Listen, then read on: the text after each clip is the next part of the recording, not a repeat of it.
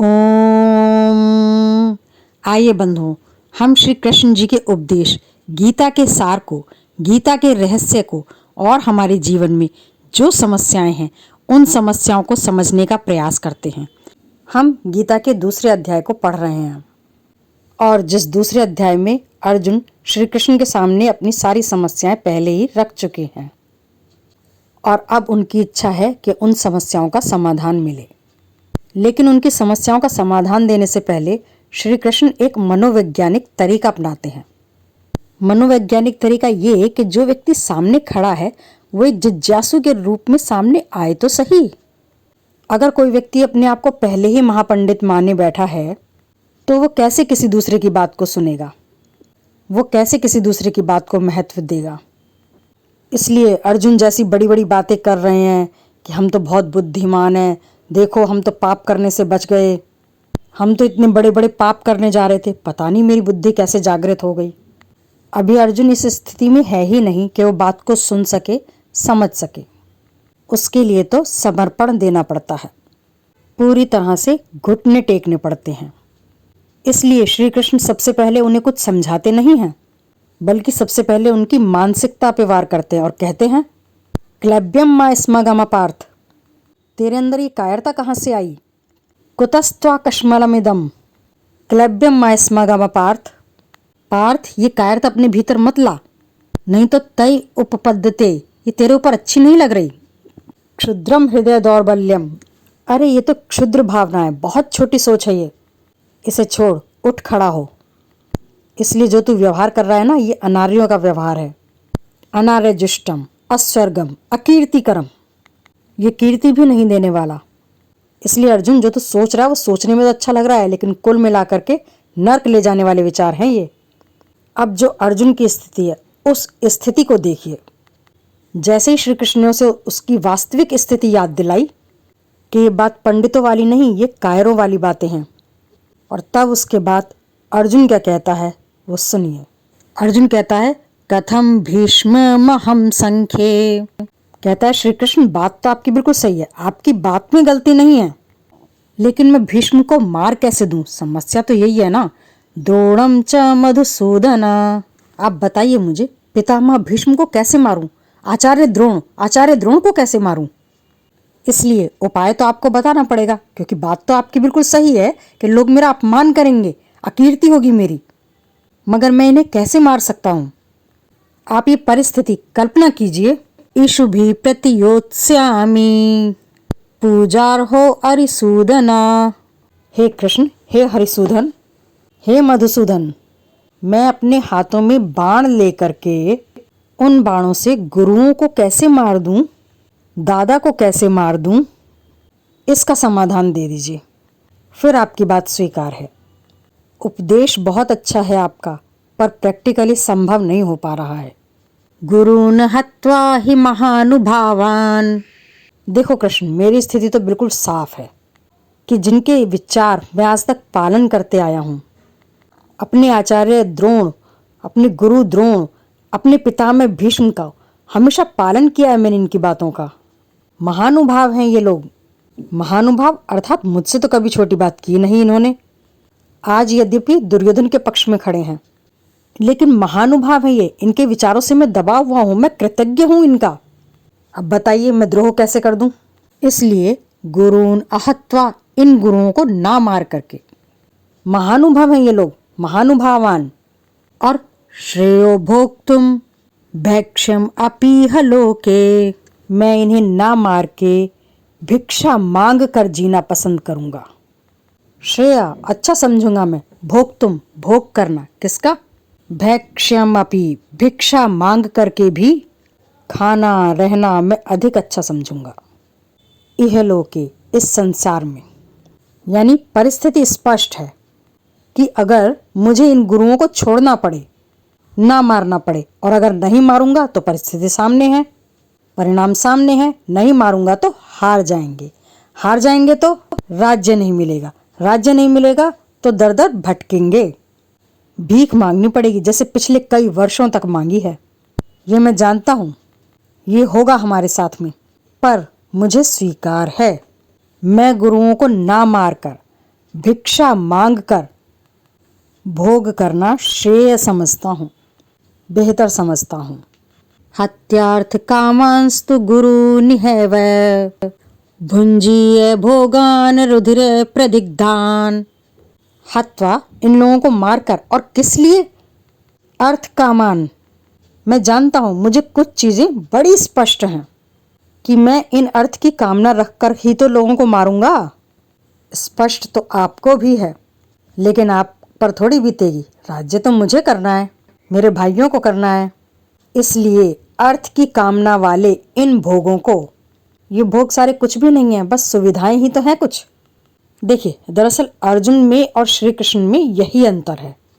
अर्जुन युद्ध लड़ रहा है राज्य के लिए, श्री कृष्ण युद्ध लड़ रहे हैं धर्म के लिए। अर्जुन के हाथ कांप रहे हैं, श्री कृष्ण की वाणी तक नहीं कांप रही। अंतर यही तो है दोनों में, एक का उद्देश्य अलग है। उद्देश्य बदल जाने से व्यक्ति के पूरे हाव भाव में अंतर आ जाता है, पूरे के पूरे परिणाम बदल जाते हैं। युद्ध में अर्जुन भी खड़े हैं, युद्ध में श्री कृष्ण भी खड़े हैं, लेकिन श्री कृष्ण को अपना कार्य श्रेय लग रहा है, यानी स्वर्ग देने वाला अर्थात सुख देने वाला लग रहा है। अर्जुन को अपना काम नर्क देने वाला लग रहा है। अंतर क्या है? दोनों के उद्देश्यों में अंतर है। अर्जुन का उद्देश्य राज्य, श्री कृष्ण का उद्देश्य धर्म। अर्जुन कहते हैं, मैं जब अपने गुरुओं को मार करके इन भोगों को भोगूंगा ना, तो पता है कैसा लगेगा? भुंजीय, यानी भोगूंगा तो हूं मैं। रुधिर प्रदिग्धान, ऐसा लगेगा जैसे खून में लथपथ हैं, रक्त में लिपटे हुए भोग हैं ये। जो वस्त्र पहनूंगा उस पर रक्त के छींटे दिखाई देंगे। जो भोजन खाऊंगा मैं, राजसी शाही भोजन खाऊंगा मैं, वो भोजन मुझे रक्त में लथपथ दिखाई देगा। ये मैं अभी से अनुभव कर पा रहा हूँ। मैं भोगूंगा तो हूँ, पर खून में लथपथ इन भोगों को कैसे भोग पाऊंगा बताओ? ऐसा लगेगा मानो शवों पर चल करके पाया है ये सब कुछ। इसलिए इस समस्या का समाधान करो तो बताओ। और फिर इतना कह करके अर्जुन समर्पण कर देता है श्री कृष्ण के सामने। समर्पण मतलब पूछ रहा है, अभी तक पूछ नहीं रहा था। अर्जुन अभी तक बता रहा था कि ऐसा होगा वैसा होगा। पूछने की मुद्रा में तो अब आया है, और ये मुद्रा सबसे सुंदर मुद्रा है इस पूरे गीता के प्रकरण की। ये जो उपदेश हमें सुनने को मिल रहा है ना गीता रूपी, ये उपदेश हमें मिला ही इसीलिए है क्योंकि अर्जुन शिष्य बन चुका है। उसने हाथ खड़े कर दिए, घुटने टेक दिए, अब आप जो कहोगे वो मैं करूंगा, लेकिन बताओ तो सही, शिष्य मान लो मुझे।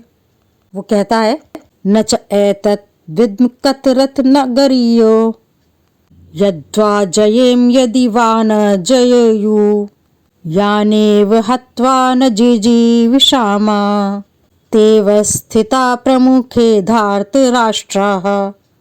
बोला, न च एतत् विद्मा, ये हम जान ही नहीं पा रहे, कम से कम मुझे तो समझ में नहीं आ रहा कि कतरन गरियो, कतरन माने कौन सा रास्ता, ना माने हमारे लिए, गरियो यानी अच्छा है, सबसे अच्छा है। क्योंकि अभी तक तो वो निर्णय सुना रहा था कि वही रास्ता ठीक है जो मैं बता रहा हूँ, लेकिन अब बता नहीं रहा, अब पूछ रहा है हमारे लिए कौन सा मार्ग अच्छा है। सही बात तो ये कि मैं समझ ही नहीं पा रहा हूँ कि या तो हम उन्हें जीत लें या वो हमें जीत लें। दो ही मार्ग हैं और तीसरा रास्ता नहीं है, और मैं इन दो रास्तों में ही उलझ रहा हूँ। एक और लग रहा है कि मारकर भी राज्य किया तो क्या किया, वो भी अपनों को मारकर, इससे बड़ा स्वार्थ क्या होगा। तो लग रहा है कि युद्ध ना लड़ना, हार जाना या मर जाना ही ठीक है। दूसरा ये भी लग रहा है कि कुल मिला के हैं तो अधर्म के पक्ष में। मैं वैसे भी तो क्षत्रिय हूँ, मेरा काम इतना सोचना नहीं है, मेरा काम तो युद्ध लड़ना है। तो ये रास्ता भी ठीक लग रहा है। तो अब आप बताइए, यानी यान एव हत्वा, यानी इनको मार करके न जिजीवशामा, हम जी नहीं सकते। ते अवस्थिताः, वही तो खड़े हैं सामने। प्रमुखे धार्तराष्ट्राः, धृतराष्ट्र के प्रमुख लोग हैं ना। इन प्रमुख लोगों में, सारी कौरव सेना में प्रमुख तो वही हैं जो सारे मेरे अपने हैं। इनको मार नहीं सकते हम, मार दिया तो हम जी नहीं सकते। इसीलिए तो श्री कृष्ण मेरी ये स्थिति है। अब आया है समर्पण की स्थिति में, और अब अर्जुन ने अपनी वास्तविक समस्या बताई है। अभी तक तो पंडितों वाली बात कर रहा था, लेकिन अब बताया है कि दरअसल परिस्थिति तो बहुत विकट है, जिनको नहीं मार सकते उन्हीं को मारना पड़ रहा है। और आगे कहता है, कार्पण्य दोषोपहत स्वभाव। और अब स्वीकार करता है कि हाँ श्री कृष्ण, मेरे अंदर कायरता आई है। मैं स्वीकार करता हूँ इस बात को कि कृपणता, कायरता तो मैं घिरा हुआ हूँ, पर आपसे क्या छिपा है भला। कायरता के दोष ने मेरे इस क्षत्रिय स्वभाव को मार दिया है। पृच्छामि त्वाम धर्म सम्मूढ़ चेता। पृच्छामि, मैं पूछ रहा हूँ, त्वाम, अब आपसे, क्योंकि मेरा चित्त तो धर्म के मामले में सम्मूढ़ हो गया है। मुझे नहीं समझ में आ रहा धर्म क्या है, अधर्म क्या है। मेरा चित्त मूढ़ हो गया है, काम करना बंद कर चुका है। कोई निर्णय नहीं ले पा रहा, समझ नहीं आ रहा, वो भी किस विषय में, धर्म के मामले में नहीं समझ में आ रहा। इसलिए त्वाम पृच्छामि, मैं आपको पूछ रहा हूँ, क्योंकि मैं कायरता के स्वभाव में अपने क्षत्रिय स्वभाव को मार चुका हूँ। अब आप ही बताइए। यत् श्रेयसन्या निश्चितं ब्रूहि तन्मे। यत् श्रेयस्यात्, जो अधिक अच्छा हो, जो रास्ता हमारे लाभ का हो, समाज के लाभ का हो, जो उचित हो, धर्म का हो।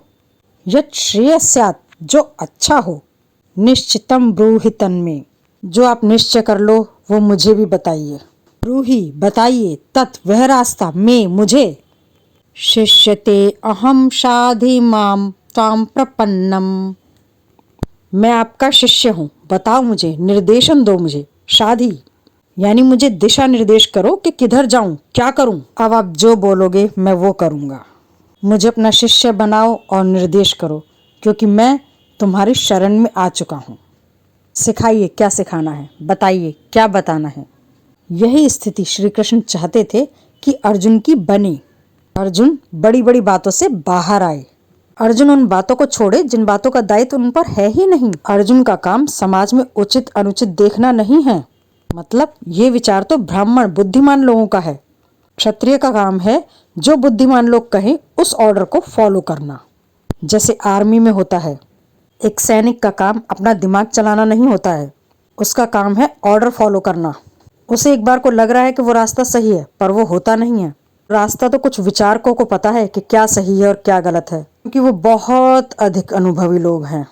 श्री कृष्ण अब अपने मुख्य उपदेश को प्रारंभ करेंगे, जब अर्जुन उनसे कहता है, कार्पण्य दोषोपहत स्वभाव, कि मैं तो कायरता में घिर गया हूँ, आपकी शरण में हूँ, मैं आपका शिष्य हूँ, शाधि माम, मुझे शिक्षा दीजिए। और कौन सी शिक्षा? जो आपको ठीक लगे।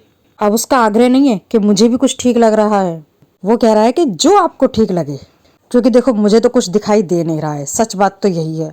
नहीं प्रपश्यामि ममाप्नुद्यात् यत् शोकमुच्छोक इंद्रियाणाम। ये जो शोक है ना मेरे अंदर, जो दुख है, यत् शोकम अपनुद्यात्, ये दूर हो जाए किसी तरीके से, ऐसा कोई रास्ता नहीं प्रपश्यामि, मैं नहीं देख पा रहा हूँ। और ये शोक कितना भयानक है। ये इंद्रियों का शोषण करने वाला है, इंद्रियों को सुखा देने वाला है। ये इंद्रियों के सामर्थ्य को पी रहा है।